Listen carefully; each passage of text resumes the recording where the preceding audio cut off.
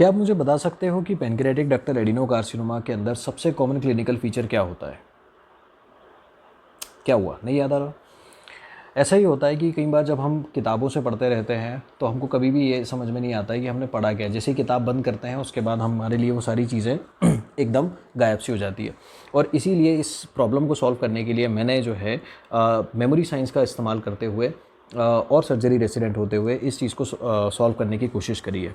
ठीक है, तो मैं हेलो एवरीवन, मैं आपका मेरे वीडियो में स्वागत है। मेरा मेरा प्रयास जो रहता है वो यही रहता है कि मैं जो मेडिकल कंडीशंस है जो बहुत डिफ़िकल्ट होती है, जिनको बार बार आपको सिर्फ रटना पड़ता है, उसको आसान करने के लिए मैंने प्रयास किया है कि उसको मैं किस तरीके से उसको सरल बना सकूं मेमोरी साइंस के बेसिस पर। तो चलिए शुरू करते हैं। अब मैं आपको बताऊंगा, इस सवाल का जवाब जानने के लिए आपको सबसे पहले समझना पड़ेगा कि पैनक्रियाटिक डक्टल एडिनोकार्सिनोमा जो है वो आपको याद क्यों नहीं आया।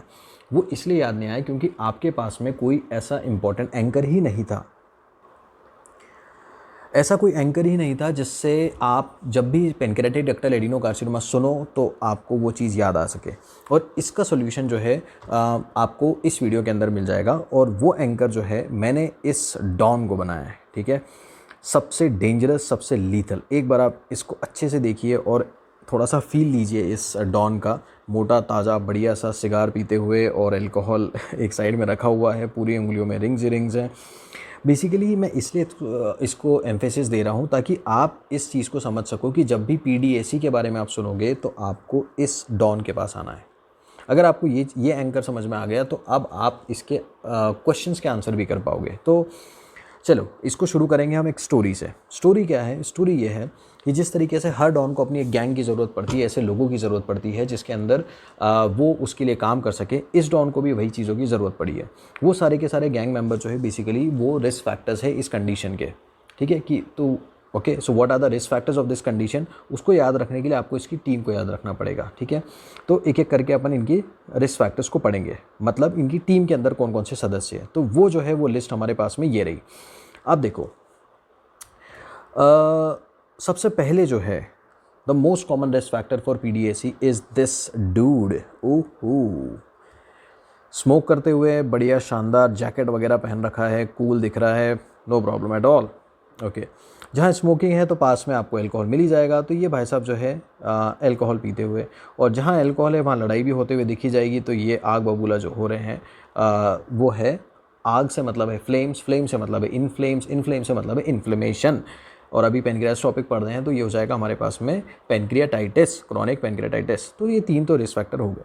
अब हम आते हैं इन पर। ठीक है, 2 तो है मोटा भाई। एक मोटा भाई जो है हमारे पास में वो बता रहे हैं ओबेसिटी, दूसरे मोटा भाई जो है वो बता रहे हैं हमारे पास में डायबिटीज़। ओबेसिटी, डायबिटीज़, और हर गैंग के मेंबर में एक अफ्रीकन अमेरिकन तो होता ही होता है। तो यस, इस यहाँ पर भी एक अफ्रीकन अमेरिकन है और वो ये बता रहा है कि इनके अंदर रिस्क फैक्टर्स जो है ज़्यादा मिलते हैं। तो आपको समझ में आया कि जिस तरीके से इस डॉन की गैंग जो है जो बनी है, क्या लग रहा है यार, इस डॉन की जो गैंग लग रही है, जो गैंग बन रही है, वो एक्चुअली के अंदर ये सारी की सारी चीज़ें हैं। तो वही आपको बता देगा कि what are the risk factors of this.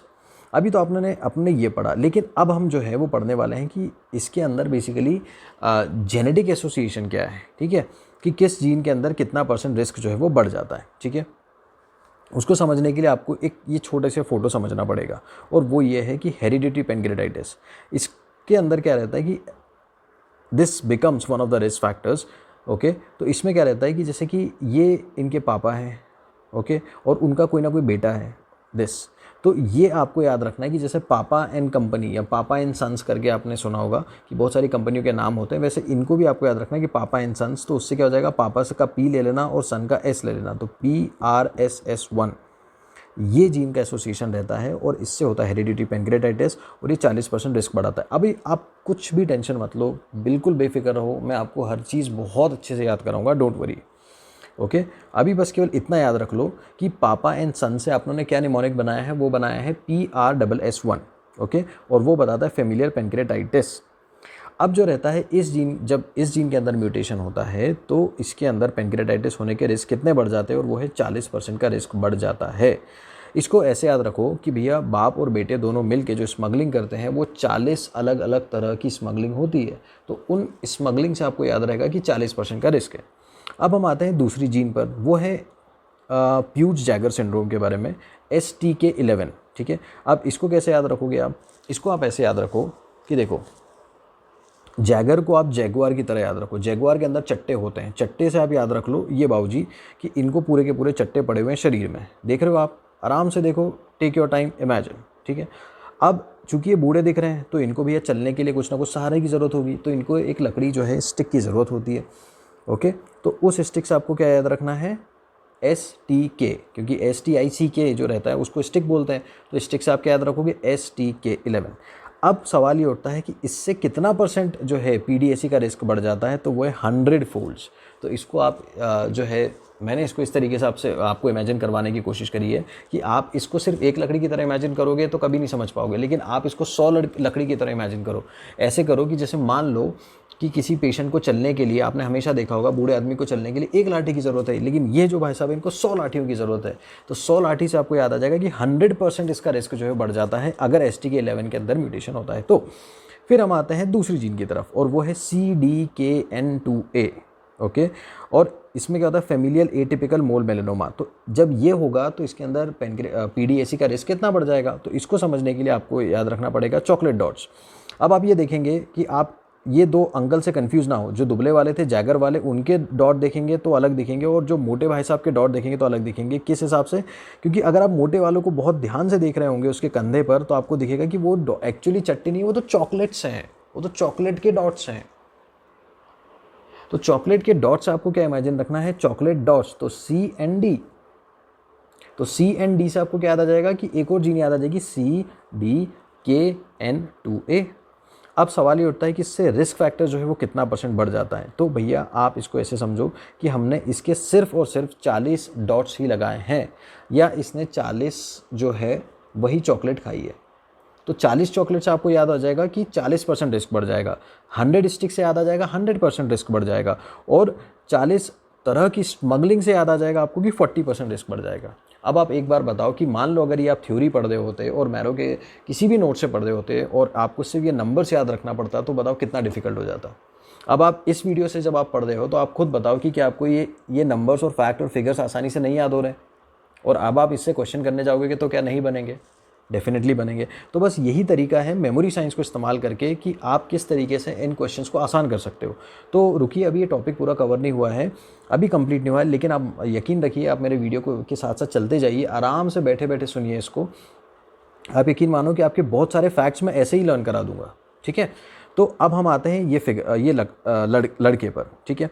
अब इसमें क्या हो रहा है भैया, इसको ऑक्सीजन मास्क आपने दे रखा है। अब ऑक्सीजन मास्क का मतलब ये है कि कहीं ना कहीं लंग्स के अंदर प्रॉब्लम चल रही है। लंग्स जो है, अगर आप इस ऑक्सीजन मास्क से लंग्स तक पहुंच गए तो लंग्स से आपको पता है कि लंग्स की डिजीज़ होती है सिस्टिक फाइब्रोसिस, तो सिस्टिक फाइब्रोसिस तक आप आ जाओगे। अब सवाल ये उठता है कि कितने % रिस्क बढ़ता है। तो देखो, नॉर्मली आपने जब वार्ड में आप जाते हैं तो पेशेंट को आप देखते हो कि 15 लीटर तक आप ऑक्सीजन मैक्स टू मैक्स दे सकते हो, ओके, फेस मास्क पर। तो अब क्या करना है कि अब आप इमेजिन करो कि आपने 15 ना करते हुए उसको डबल ऑक्सीजन लगा दिया, मतलब 15 और 15 30 कर दिया है। तो अब इससे आपको याद हो जाएगा कि 30% का रिस्क है। समझ रहे हो आप? आपने सिर्फ थोड़ा सा दिमाग लगाया है, थोड़ा सा इमेजिनेशन लगाया है, और उससे अपना काम बन रहा है। फिर ये मैडम साहिबा हैं। मैडम साहिबा का जो नाम है वो है बरखा। हाँ, इसको BRCA मत बोलो, आप इसको बरखा बोलो। बरखा से आपको याद रखना है कि बरखा 2 के अंदर अगर बरका 2 के अंदर ब्रेस्ट और ओवेरियन कैंसर होता है तो ये भी एक रिस्क फैक्टर बनता है। अब इसके अंदर कोई नंबर नहीं दे रखा है, बस आपको याद रखना है कि अगर BRCA2 आ रहा है तो जनरली आपको पता होना चाहिए कि हाँ PDAC करवा सकता है ये, ओके। जनरली ऐसे क्वेश्चन जो है pick the odd one out में आते हैं। तो अब आप देखो कि अपनों PRSS1 पढ़ लिया, STK11 पढ़ लिया, CDKN2A पढ़ लिया, CFTR पढ़ लिया और बरका पढ़ लिया, ठीक है। अब हम चलते हैं नेक्स्ट पर। अभी तक देखो हमने क्या पढ़ा था कि किस जीन में म्यूटेशन होने की वजह से कितना % रिस्क बढ़ जाएगा। अब हम पढ़ने वाले हैं कि एक्चुअली में ऐसे कौन से जेनेटिक्स से जो इन्वॉल्व होते हैं जो ये करवाते हैं। तो इसको समझाने के लिए ना मैंने क्या करा है, मैंने एक कहानी बनाई है, और वो कहानी ये है कि ये जो PDAC के जो जीन्स रहते हैं, इसको आपको ऐसे इमेजिन करना है कि एक बच्चा अपनी स्कूल में जाता है, ओके। स्कूल के अंदर क्या होता है कि कुछ ना कुछ आपने भी देखे होंगे कि आपके स्कूल के कुछ बच्चे जो है वो बिगड़ गए। आपने सोचा था कि यार ये तो बड़े मासूम थे, लेकिन कुछ बिगड़ गए उनकी हरकतों की वजह से, और आज वो अच्छी जगह पर नहीं है। बस यही कहानी से आपको इस चीज़ को याद रखना है। तो सबसे पहले देखो, जब ये बच्चा था तो क्लास 0 था तो नॉर्मल सेल थी, कोई प्रॉब्लम नहीं आ रही थी। लेकिन फिर ये क्लास 1 में गया, फिर क्लास 2 में गया और फिर क्लास 3 में गया। क्लास 1 के अंदर क्या था, क्लास 1 के अंदर देखो कितना प्यारा डिसेंट राजा की पोशाक पहने हुए हैं, किंग वगैरह का क्राउन लगा रखा है उसने। तो किंग से आपको याद रखना है के से आपको याद रहना है केरास म्यूटेशन। केरास म्यूटेशन जो है वो सबसे पहले होता है और सबसे कॉमन होता है। सबसे पहले होने के लिए मैंने इसलिए इसको बताया कि ये क्लास 1 में था, ठीक है। सबसे पहले होता है तो ये हो जाएगा अर्लीस्ट, और सबसे कॉमन होता है ये। अब जैसे ये क्लास 2 में जाता है तो इतना वाइल्ड और इतना अग्रेसिव हो जाता है, जैसे कि बहुत सारे बच्चे हो जाते हैं कि ये अपनी जो गाड़ी रहती है खिलौने की उस पर बैठता है और बस चलाता जाता है बिना ब्रेक के। अब बिना ब्रेक जो है वो यहाँ पर इंपॉर्टेंट, क्योंकि बिना ब्रेक का मतलब यहाँ पर एक ग्रोथ से, कि जैसे कि सेल के अंदर जो ग्रोथ रहती है उसकी एक उस ब्रेक होता है कि भैया हर बार आप अनलिमिटेड नंबर में ग्रोथ नहीं कर सकते, वैसे ही इसकी भी ब्रेक रहती है, ओके। लेकिन अगर ये ब्रेक फेल हो जाए तो क्या होगा, बहुत ग्रो करने लग जाएगा। तो इससे आपको याद रखना है कि ग्रोथ इस तरीके से इंक्रीज़ हो रही है। अच्छा, अब ये क्या हो रहा है, इसके अंदर ब्रेक फेल होने से मतलब there is a loss of something. तो किसका लॉस हो रहा है, लॉस हो रहा है CDKN2A, जो अभी हमने पढ़ा था। अब इमेजिन करो कि ये गाड़ी जिस गाड़ी में था उसके ब्रेक फेल हो गए और अंधाधुंध चला रहा है, तो प्रिंसिपल जो है उसको बुलाता है अपने रूम में कि यार ये तो बहुत लोगों को हर्ट कर रहा है, आपको आना पड़ेगा। लेकिन प्रिंसिपल के भी कंट्रोल में नहीं आता है, ठीक है। फिर हमको बुलानी पड़ती है पुलिस, और पुलिस जो है it's like a squad is का नाम जो है वो आप दे दो SMAD। तो अब यहाँ पे 2 कैरेक्टर आए हैं, एक आए प्रिंसिपल तो उससे हो जाएगा P53, और दूसरे जो आए हैं वो आए पुलिस का स्क्वाड, दैट इज़ SMAD4, ठीक है। स्क्वाड को नाम दिया है अपनों ने SMAD4 और कुछ नहीं दिया। तो P53 जो है वो लॉस हो गया क्योंकि प्रिंसिपल को टक्कर मार दी, उसको मार दिया। फिर पुलिस जो आई, पुलिस को टक्कर मार दी, पुलिस को भी मार दिया। तो अल्टीमेटली ये कहाँ पर लैंड करेगा आगे बड़ा होके, वो बहुत ही डेंजरस बच्चा बनेगा और वो होगा इन्वेजननेस बनेगा, और ये सारी चीज़ें होने के बाद PDAC हो जाएगा। तो अगर आपको ये स्टोरी समझ में आ गई होगी तो आपको इसके जो जीन्स आने वाले हैं जिसको आप पढ़ने वाले वो भी याद आ जाएंगे। Police officer, okay, principal, break और बहुत इनोसेंट सा किंग, ये 4 चीज़ों से आपको इसके जीन्स तक याद हो गए। तो आप देख रहे हो कि हम क्या कर रहे हैं, हमने हर एक चीज़ को कोई ना कोई एंकर दे दिया है, कोई ना कोई एसोसिएशन दे दिया है, और उन एंकर्स को एक दूसरे को स्टोरी से जोड़ दिया है, जिससे ये सारी चीज़ फ्लो में हो रही है। तो अब आपको बहुत मेहनत नहीं लग रही होगी इसको याद करने में या समझने में। और इसीलिए मैं कहता हूँ कि इस वीडियो को आप वापस भी देखोगे, आप एग्ज़ाम टाइम में जब आप रिवाइज़ भी करोगे, रिविज़न के टाइम पर भी देखोगे ना, तो आप यकीन मानो कि आपको सिर्फ ऐसा नहीं कि बहुत जल्दी रिवाइज़ हो जाएगा, बल्कि आपका रिटेंशन बहुत ज़्यादा रहेगा। और specially PG point of view से जब आप एग्ज़ाम देने जाओगे कॉम्पिटिटिव, तो इसके अंदर क्योंकि फैक्ट फिगर्स बहुत सारी पूछी जाती है, तो आपको वो याद रहेगी, rather than just writing and putting it on the walls and hopping कि वन डे वो आपके दिमाग में उतर जाएगी और आप उसका आंसर कर पाओगे। This strategy is much better. चलो अब हम चलते हैं पेरी एम्पुलरी कार्सिनोमा पर। पेरी एम्पुलरी कार्सिनोमा, देखो मैं इसको समझाने के लिए मतलब पहला एक बैकग्राउंड दे देता हूँ। जिस तरीके से एक चौराहा होता है, ओके, तो उसमें क्या होता है, एक तो मेन सेंटर होता है, ठीक है, और बाकी रास्ते होते हैं। बस यहाँ पर भी वही चीज़ है, यहाँ पर भी वही चीज़ है कि अगर आप इसको समझते हैं तो इमेजिन करो कि एक चौराहा है, उस चौराहे को आप बोलोगे एम्पुला, ठीक है, और पेरी मतलब उसके आसपास। देखो क्या होता है ना, पेरी एम्पुलरी कार्सिनोमा बहुत सारे बच्चे पढ़ तो लेते हैं लेकिन उनको याद नहीं हो पाता, क्योंकि उनको समझ कभी नहीं आ पाता। और वो क्या है, जिस समय पढ़ रहे होते हैं उस समय तो उनको फीलिंग आती है कि नहीं यार मुझे ये याद हो गया, लेकिन जैसे ही किताब बंद करते हैं और कंसल्टेंट क्वेश्चन पूछने लगता है तो एकदम से सब कुछ क्लिक नहीं होता। तो उसका सोल्यूशन मैं आपको यहीं दे रहा हूँ। उसके लिए आपको क्या करना है, उसको इमेजिन करते जाना है, ठीक है, कि एम्पुला को मैंने कैसे बताया भैया, चौराहे से बताया है, ठीक है। फिर पेरी को मैंने कैसे बताया, पेरी मतलब आसपास, तो मतलब चौराहे के आसपास बताया। तो अब इसका मतलब ये है कि भैया एक चौराहा है जिसको मैं एम्पुला बोल रहा हूँ और उसके 3 रास्ते हैं। एक रास्ता क्या है भैया, पैंक्रियाटिक डक्ट है। दूसरा रास्ता क्या है, कॉमन बाइल डक्ट है। तीसरा रास्ता क्या है, ड्यूडेनम। अब इन चारों के अंदर अगर बारी बारी से ट्यूमर होने लग जाए या चारों के अंदर कोई प्रॉब्लम होने लग जाए, उसको मिलाकर हम बोलते हैं पेरी एम्पुलरी कार्सिनोमा। मेरे हिसाब से चौराहे की एनालॉजी से आपको काफ़ी बेहतर समझ में आएगा, ठीक है। तो अब एक एक को पकड़ लेते हैं। सबसे पहले हमने पकड़ा है pancreatic duct, main pancreatic duct. अगर उसके अंदर इन्वॉल्वमेंट कुछ हुआ है तो वो आएगा।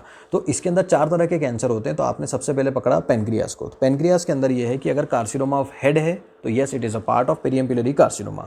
दूसरा मैंने बताया था कॉमन बाइल डक्ट के बारे में। तो कॉमन बाइल डक्ट के अंदर अगर कॉमन बाइल डक्ट कोलेंजियोकार्सिनोमा है तो वो पेरीएम्पिलरी कार्सिनोमा का पार्ट होगा। फिर ड्यूडिनम मैंने बताई थी, तो ड्यूडिनल के अंदर अगर एडिनोकार्सिनोमा है तो वो पेरीएम्पिलरी कार्सिनोमा का पार्ट होगा। और फाइनली अगर खुद जो चौराहे के अंदर खड़ा हुआ पुलिस ऑफिसर ही भ्रष्ट है तो मतलब एम्पिलरी कार्सिनोमा होगा वो।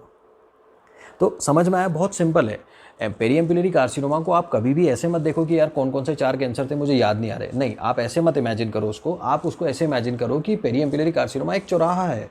अगर वो चौराहे आपने इमेजिन कर लिया तो आपको ये समझ में आ जाएगा कि चौराहे की तो राहें होती है कि एक रास्ता रहता है, दूसरा रास्ता रहता है, तीसरा रास्ता रहता है, जो एक जगह आके मिलते हैं। तो उन रास्तों से आपको क्या याद रहेगा कि कौन कौन सी चीज़ें इन्वॉल्व हो रही है।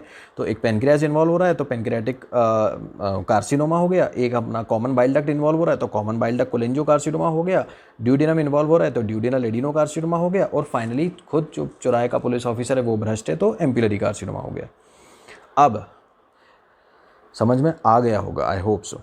अब इसमें क्या रहता है कि एक कंडीशन रहती है और वो ये रहती है कि चारों कार्सिनोमा जो है it should be located within 1 centimetre of an ampulla. इसको समझने के लिए ऐसे समझो कि भाई एक रेलवे स्टेशन है और उसके अंदर दुकानें हैं, तो वो जो दुकानें हैं वो आपस में इतनी करीब है कि 1 सेंटीमीटर के अंदर अंदर सब सिमट गई है। ये इसलिए मैं एनालॉजी दे रहा हूँ ताकि आप इसको समझ सको, आप इसको विजुअलाइज कर सको कि विद इन 1 सेंटीमीटर मतलब कितना छोटा सा जंक्शन होगा जहाँ पर ये सारे कार्सिनोमा होने चाहिए, जिसको तब आप कहोगे पेरीएम्पिलरी कार्सिनोमा। ओके, तो मैं विजुअलाइज करने के लिए आपको बता रहा हूँ। अब जैसे कि हमने ये पढ़ लिया तो अब हम आगे पढ़ेंगे कि इनके क्लिनिकल फीचर्स क्या रहेंगे। तो इनके क्लिनिकल फीचर्स को समझने के लिए ये वाली स्लाइड आप देखिए, ये भी बहुत प्लेन एंड सिंपल और आसान तरीके से मैं समझाऊंगा। देखो, सबसे पहला जो है वो है एम्पिलरी कार्सिनोमा, मतलब चौराहे का जो पुलिस ऑफिसर था वही भ्रष्ट था। ठीक है, अब इसमें जो क्लिनिकल फीचर आता है वो आता है वैक्सिंग और वैनिंग ऑफ जॉन्डिस और मेलेना। अब इसको समझिए आप। देखो, आप इमेजिन करो एम्पुला को, मतलब चौराहा जो मेन सेंटर वाला है वहाँ पर, ठीक है, इमेजिन करो कि एक एम्पिलरी कार्सिनोमा वहाँ है, मतलब पुलिस जो है वो भ्रष्ट हो चुका है।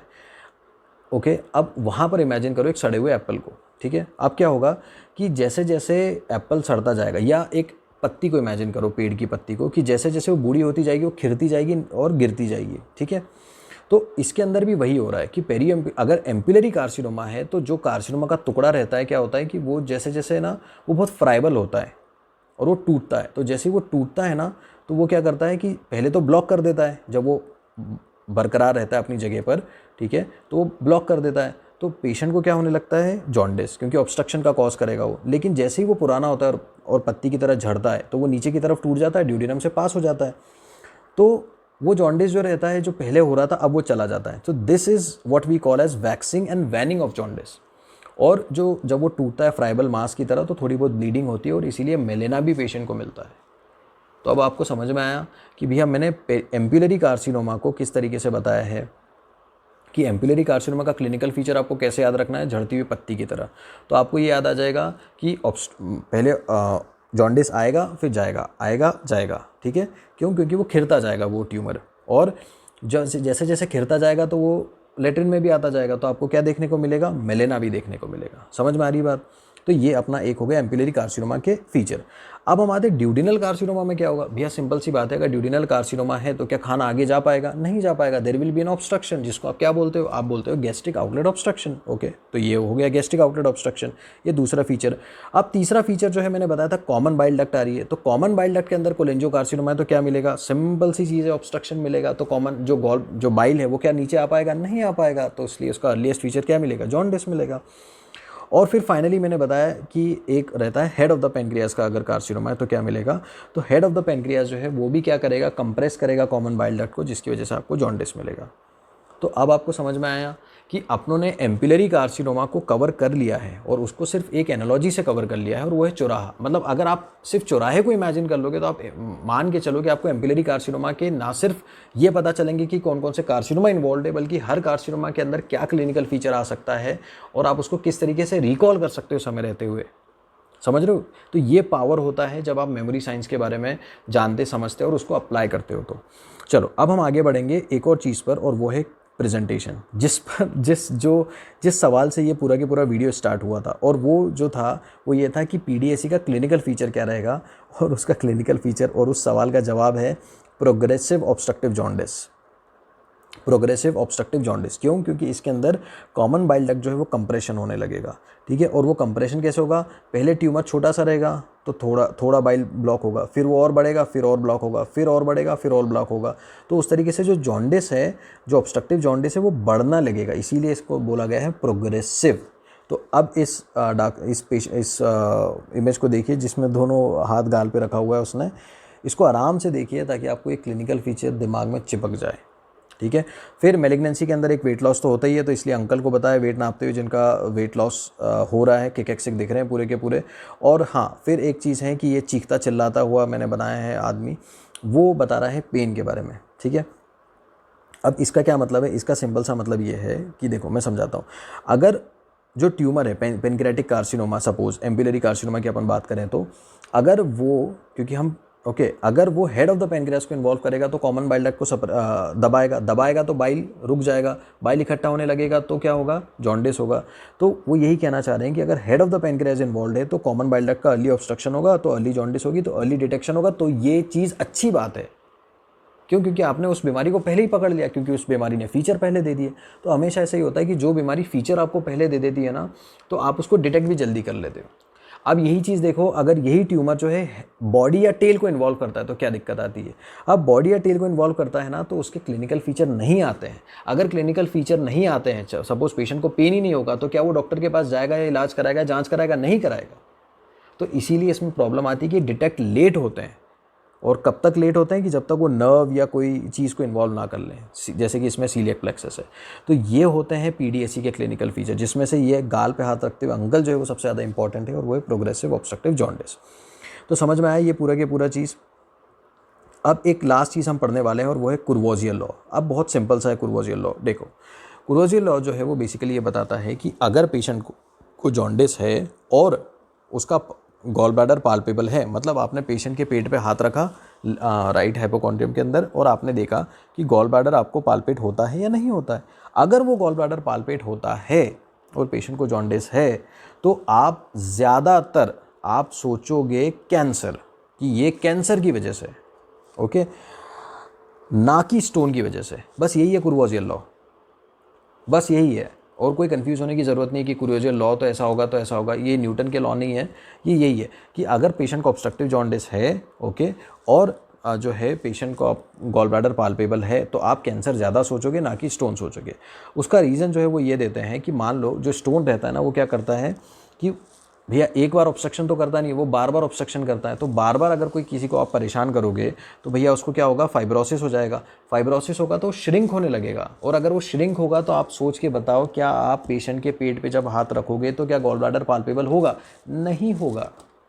तो इसीलिए कुर्वोजियल लॉ यही कहता है कि अगर गॉल ब्लैडर पाल्पेबल है और ऑब्स्ट्रक्टिव जॉन्डिस है तो आप कैंसर की तरफ सोचो, ना कि गॉल स्टोन की तरफ।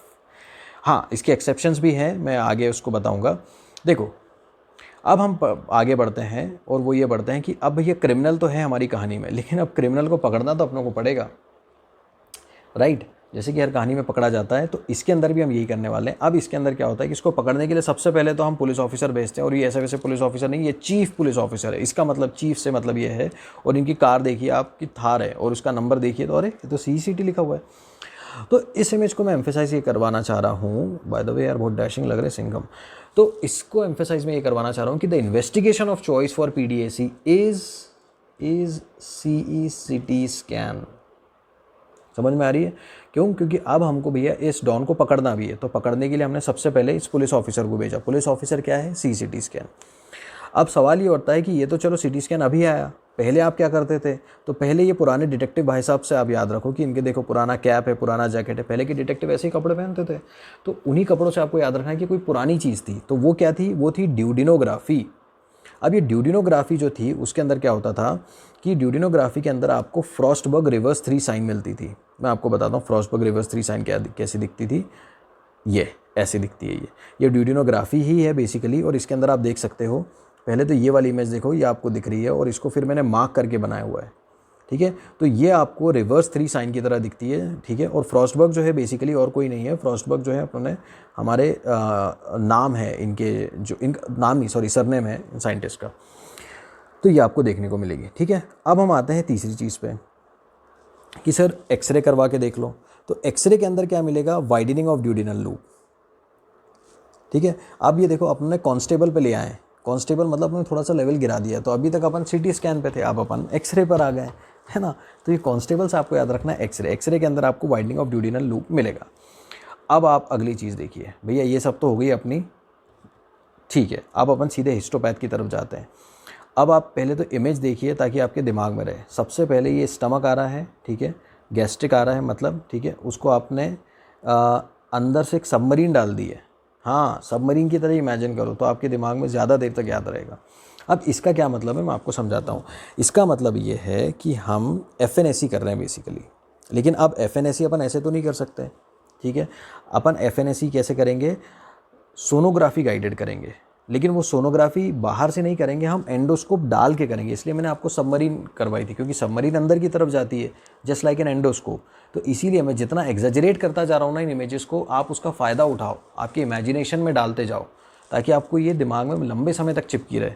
तो आपने एंडोस्कोप डाल दिया, ठीक है, लेकिन अब किस प्लेन में डालोगे, और वो रहेगा ट्रांस गैस्ट्रिक, ठीक है, ट्रांस गैस्ट्रिक प्लेन रहेगा वो, और वहाँ से हम एंडोस्कोपिक डालेंगे, उससे अल्ट्रासोनोग्राफी करेंगे, और उससे हम FNAC निकालेंगे, तो जाके हम PNAC को आइडेंटिफाई कर पाएंगे, ठीक है। सो ये अच्छे से याद रख लेना। अगर आपने इमेजिन कर लिया तो फिर तो काम ही बन गया है, ठीक है। आपने गैस्ट्रिक स्टमक को इमेजिन करा तो आपको गैस्ट्रिक का काम हो गया, ठीक है। आपने एंडोस्कोप को इमेजिन करा तो सबमरीन को इमेजिन करा तो एंडोस्कोप से काम हो गया, अल्ट्रासोनोग्राफी तो रहेगी, और फाइनली हम उसका टुकड़ा निकाल लेंगे, दैट इज़ FNAC।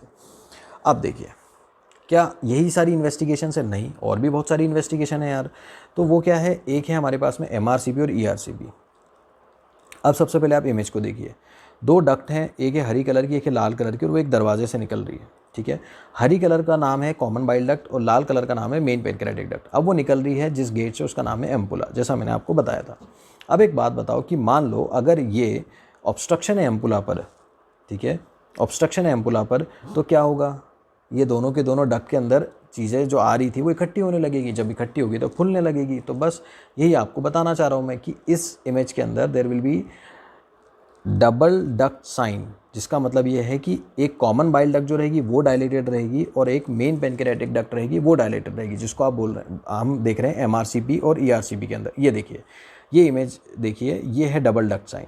इसके अंदर आपको ये दिख रहा होगा एक राइट साइड में, वो है पेनक्रियाटिक डक्ट जो कि पूरे के पूरे पेनक्रियास से आ रही है, ओके, और दूसरी है हमारे पास में कॉमन बाइल डक्ट। तो ये दो डक्ट जो है वो अगर बड़ी है तो इसको हम कहते हैं डबल डक्ट साइन, ठीक है।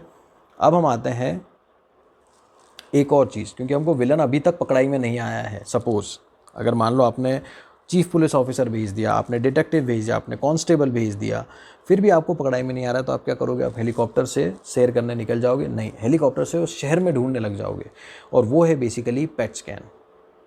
आप पैट स्कैन को ऐसे समझो कि PET scan is an investigation of choice for staging.